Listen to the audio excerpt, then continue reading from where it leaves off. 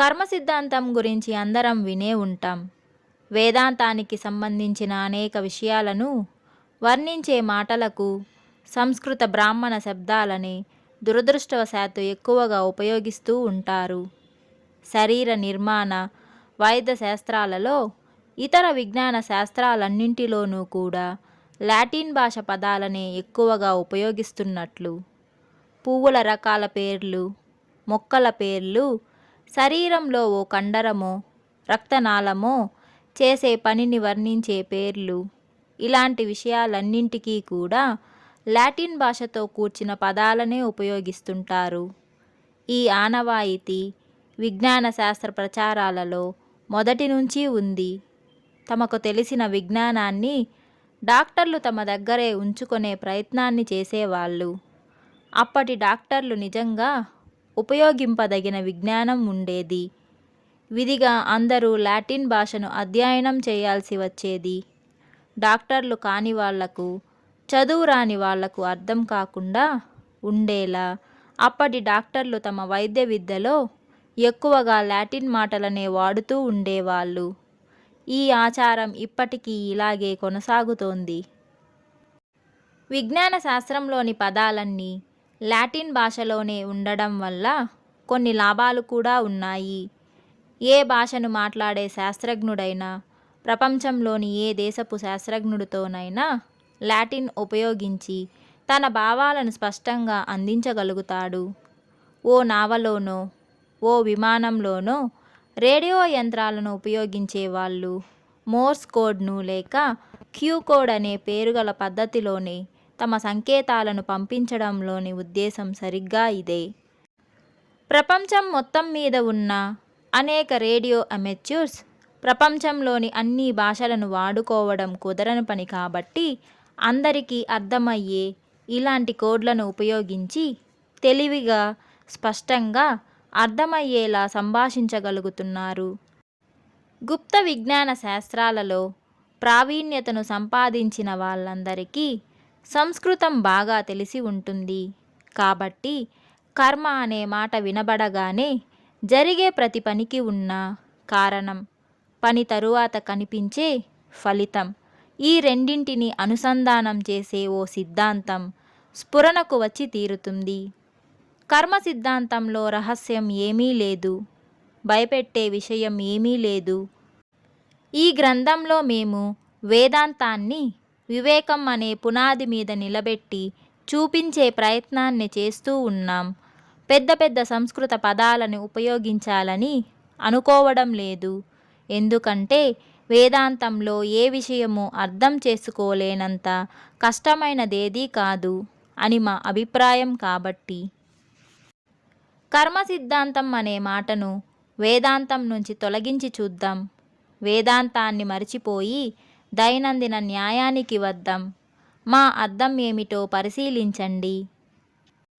Johnny ఫలానా అనే కుర్రాడికి ఓ కొత్త మోటార్ సైకిలును కొనిచ్చారు.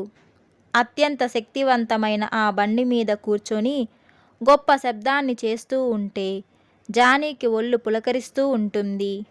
ఊరికే కూర్చోవడం మాత్రమే కాదు, మెల్లగా క్లచ్ని వదిలిపెట్టి ఆ బండిని మొదట నెమ్మదిగా, ఉత్సాహంగా, ఉత్సాహం ఎక్కువయ్యే కొద్దీ ఇంకా ఇంకా వేగంగా, ప్రమాద సూచికలను కూడా గమనించకుండా వేగంతో నడుపుతూ ఉంటాడు. ఉన్నట్లుండి జానీ వెనక ఓ పోలీస్ సైరన్ వినిపిస్తుంది. ఆ పోలీస్ కారు జానీ మోటార్ సైకిలుని దాటి వెళ్ళి అతన్ని రోడ్డు పక్కకు ఆగేలా చేస్తుంది. మన జానీ అయిష్టంగానే బండిని ఆపి, అయిష్టంగానే దిగి పోలీసు విధించే స్పీడు జరిమానా కోసం ఎదురుచూస్తూ ఉంటాడు. జనాలు తిరిగే రోడ్డు మీద నిర్ణయింపబడిన వేగం కంటే ఎక్కువ వేగంతో బండిని నడపడమే జానీ చేసిన నేరం. ఈ చిన్ని ఉదాహరణలో మనం కొన్ని న్యాయాలను దర్శించాం. నిర్ణయింపబడిన వేగం కంటే ఎక్కువ వేగంతో బండిని నడపకూడదు అనేది ఒక న్యాయం. జానీ ఆ న్యాయాన్ని ఉల్లంఘించాడు కాబట్టి అతడికి ఓ దండన విధింపబడుతుంది. జానీ ఆ శిక్షలో భాగంగా కోర్టుకు వెళ్ళి జరిమానాను కట్టాల్సి వస్తుంది. ఇంకో ఉదాహరణ కావాలా? సరే, బిల్ జేమ్స్ అనే మనిషి ఒకడున్నాడు. సోమరిపోతు, పని చేయాలంటే ఇష్టం లేదు. కానీ బాగా డబ్బులను ఖర్చు పెట్టించే ఓ గర్ల్ ఫ్రెండ్ మాత్రం ఉందతనికి. ఆ పిల్ల ఆశల్ని బిల్ జేమ్స్ తీరుస్తున్నంత వరకు ఆ పిల్ల వీడి దగ్గరే ఉంటుంది. బిల్ జేమ్స్ డబ్బులను ఎలా సంపాదిస్తున్నాడో ఆ పిల్లకు అనవసరం. తాను కోరినవన్నీ అతడు కొనిస్తే చాలు కాబట్టి. ఓ సాయంత్రం ఓ షాపును దోచుకోవాలని అలా తెచ్చిన డబ్బులతో తన గర్ల్ ఫ్రెండ్ కోరిన వస్తువులన్నీ కొనివ్వచ్చని బిల్ జేమ్స్ అనుకొని బయలుదేరాడు. మింగ్ కోట వజ్రాలు పొదిగిన ప్లాటినం చేతివాచి, ఏదైనా పర్వాలేదు. తన గర్ల్ ఫ్రెండ్ ఏం కోరుకుంటే అదే. బిల్ జేమ్స్ దొంగతనం చేయడానికి వెళ్తున్నాడని ఆ గర్ల్ ఫ్రెండ్కు తెలుసు. దొంగతనానికి ఎంచుకున్న షాపు ముందు అటూ ఇటూ తిరుగుతూ లోపలికి ఎలా దూరాలా అని అతను ఆలోచిస్తున్నాడు. ఓ కిటికీలోంచి లోపలికి వెళ్ళడానికి నిశ్చయించుకున్నాడు. బాగా అలవాటు ఉన్న ఎత్తులో జోబులోంచి ఓ చాకుని తీసి కిటికీ లోపలికి తోసి లోపలి ఉన్న గడిని పక్కకు తప్పించేశాడు. కిటికీని పైకెత్తి ఒక్క క్షణం ఆగాడు. తాను శబ్దం ఏమైనా చేశాడా?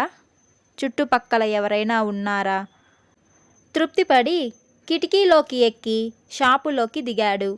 శబ్దం చేయకుండా తనకు కావలసిన వస్తువులన్నీ తీసుకుంటున్నాడు.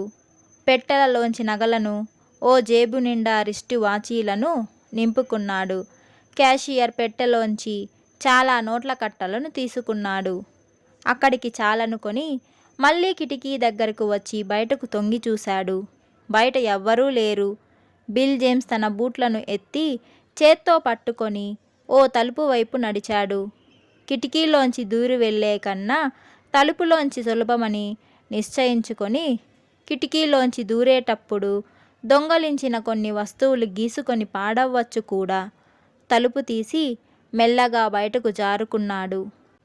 చీకట్లోకి 4 అడుగులు వేశాడో లేదో స్టాప్! కదిల్తే తుపాకీ పేల్తుంది. బిల్ జేమ్స్ భయంతో బిగుసుకుపోయాడు. పోలీసులు తుపాకీ పేల్చేందుకు సందేహించరని అతడికి తెలుసు. అతడి ముఖం మీద ఓ టార్చ్ వెలుతురు పడింది.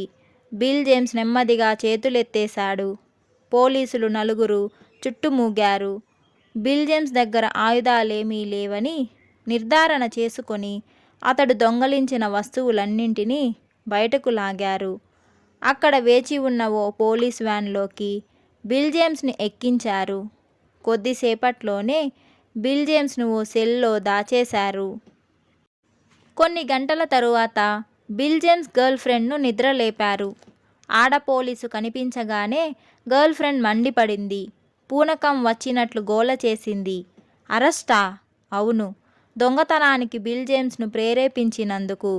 దొంగతనం జరిగిందని ముందే ఆ పిల్లకు తెలుసు. కాబట్టి చట్టం దృష్టిలో ఇద్దరూ దొంగలే. ఈ జీవితంలోని న్యాయం ఇలా ఉంటుంది. ఇప్పుడు మనం భౌతిక ప్రపంచంలోంచి న్యాయాన్ని బయటకు లాగి కర్మ అనేది మానసికంగా కానీ శారీరకంగా కానీ చేసే ఒక పని అని, దీనివల్ల కొంత మంచో చెడో వృద్ధి చెందుతుందని, ఇదంతా మీరు అర్థం చేసుకోవాలని చెప్తున్నాము. ఇంగ్లీష్లో ఓ పాత సామెత ఉంది. దేన్ని మీరు విత్తుతారో దాన్నే మీరు నూరుస్తారు. దానికి అర్థం సరిగ్గా ఇదే. ఈ జన్మలో చెడిపోయిన విత్తనాలు అనే చెడు పనులను మీరు నాటితే పై జన్మలోనూ, అదీ కాకపోతే 3వ జన్మలోనో చెడిన భవిష్యత్తును పంటలాగా పొందుతారు. ఒకవేళ ఈ జన్మలో కొంత మంచిని నాటితే మంచిని, దయను, జాలిని, సానుభూతిని అర్హులైన వారి పట్ల చూపిస్తే కొంతకాలం గడిచాక మీ వంతు వచ్చి దురదృష్టం మిమ్మల్ని ఆవరించి మీరు బాధపడుతున్నప్పుడు ఎప్పుడో ఎవరో మీ పట్ల అలాంటి దయనే, అలాంటి సానుభూతిని, అలాంటి సహాయాన్నే చూపిస్తారు, అందిస్తారు. ఈ విషయంలో మీరు ఏమాత్రం పొరపాటు పడకండి. ఒక మనిషి ఇప్పుడు కష్టాలను అనుభవిస్తున్నాడంటే దానికి కారణం అతడు చెడ్డవాడు కాకపోవచ్చు. కష్టాల్లో ఓ మనిషి ఎలా ప్రవర్తిస్తాడో నేర్చుకోవడానికి దోహదం చేస్తున్న ఓ శుద్ధి జరిపే ప్రక్రియ కావచ్చు. ప్రతి ఒక్కరూ, మహారాజైనా భిక్షగాడైనా, జీవిత చక్రం అనే అంతులేని సృష్టి వలయపు దారిలో తిరగాల్సిందే. ఈ జన్మలో ఓ రాజైన వ్యక్తి ఇంకో జన్మలో భిక్షగాడు కావచ్చు.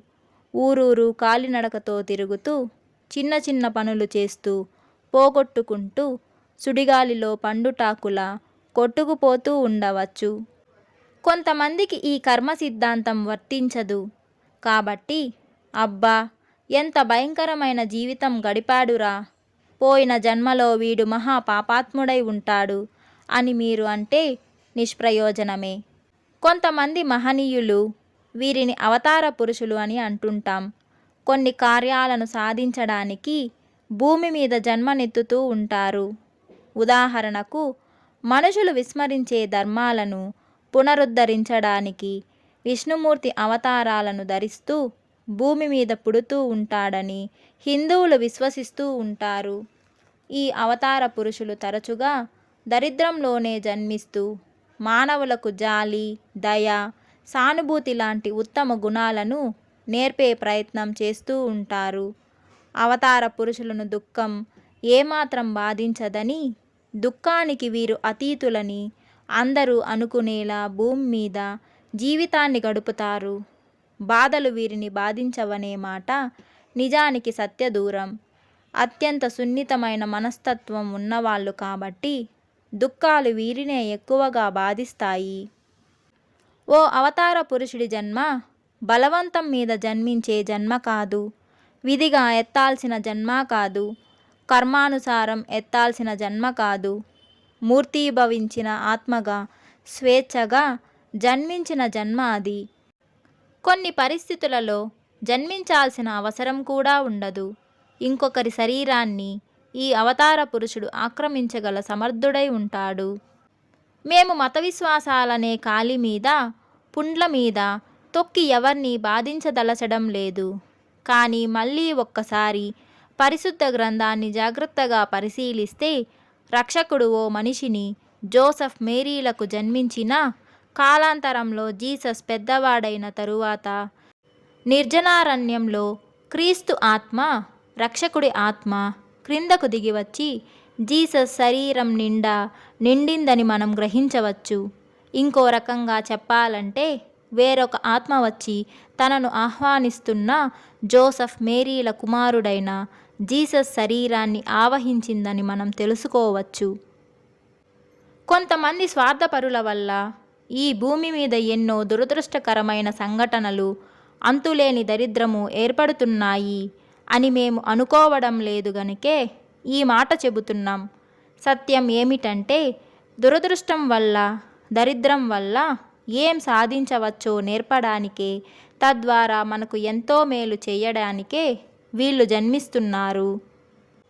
మనం చేసే ప్రతి పని వల్ల కొన్ని సంభవిస్తూ ఉంటాయి. ఆలోచన అనేది ఓ విలువైన శక్తి. ఈ ఆలోచన ఎలా ఉంటుందో మీరు అలాగే ఉంటారు. పవిత్రమైన ఆలోచనలను మీరు చేస్తూ ఉంటే మీరు పవిత్రులే అవుతారు.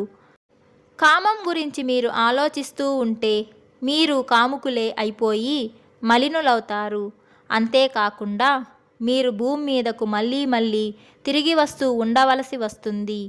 మీలో కోరికలు, మంచి ఆలోచనల వల్ల, నిర్మలత్వం వల్ల నశించిపోయే వరకు ఈ జన్మల పరంపర నుంచి మీరు తప్పించుకోలేరు. ఏ మనిషి నాశనమైపోడు. అనంతంగా శిక్షను అనుభవించేంత చెడ్డవాళ్ళు ఎవ్వరూ లేరు.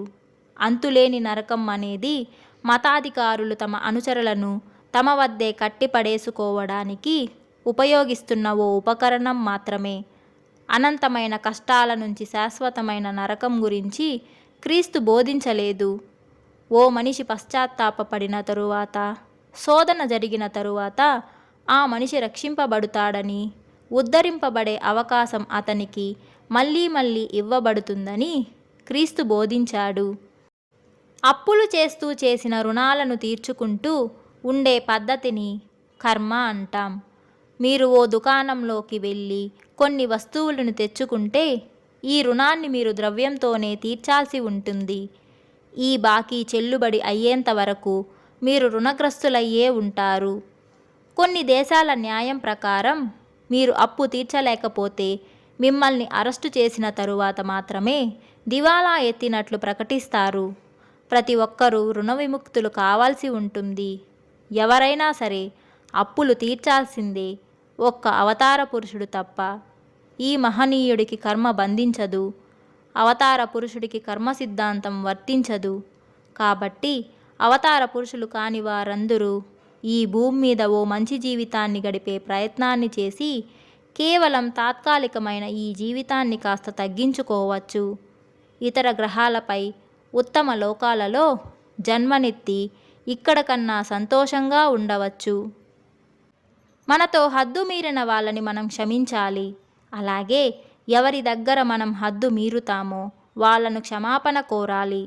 సత్కర్మ చేయడానికి మంచి మార్గం ఏమిటంటే, ఎవరు మన కోసం ఏం చేస్తే మనకు సంతోషం కలుగుతుందో అలాంటి వాటినే మనం ఇతరుల సంతోషం కోసం చేస్తుండడం. కర్మను మనలో కొందరే తప్పించుకోగలరు. మనం అప్పు చేసి మళ్ళీ దానిని తీర్చాలి. మనం ఇంకొకళ్ళకు మంచి చేస్తాం, వాళ్ళు మనకు మంచిని చేయాల్సి వస్తుంది. మనకు మంచి జరిగితే బాగుంటుంది కాబట్టి మనమే ముందుగా ఇతరుల మేలును కోరుకోవాలి. వాళ్ళ మీద దయ చూపాలి. వాళ్లకు మన సానుభూతిని అందించాలి.